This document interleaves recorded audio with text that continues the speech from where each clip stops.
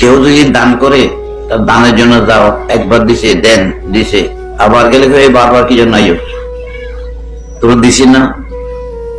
কিন্তু আল্লাহ তো কাকে বলে নাই এটা বলিও না, আল্লাহ বলছে বলতে থাকো। এটা সবাই কেন, কারণটা কি?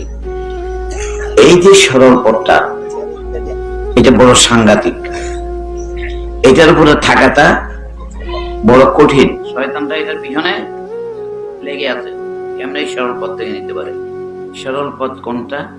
নবীর পথটা সরল পথ, নবীদের পথটা সরল পথ, ওলিদের পথটা সরল পথ, সাহাবায়ে কেরামের পথটা সরল পথ। কেন? নবীর পিছনে পিছনে যাচ্ছে, নবীর পিছনে না গেলে ভালো।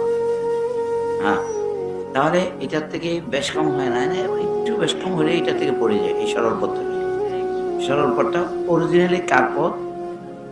হ্যাঁ, রাসূল পথ।